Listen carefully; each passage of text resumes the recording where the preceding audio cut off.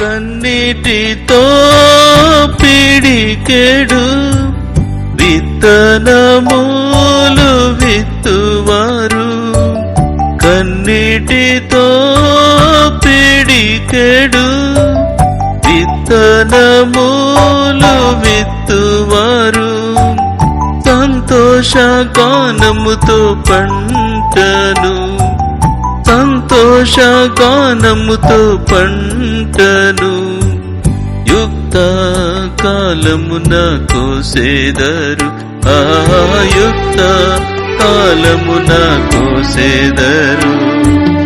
సియోనుకు తిరిగి చెరలో నుండి విడిపించి యెహోవా రప్పించినప్పుడు, యెహోవా రప్పించినప్పుడు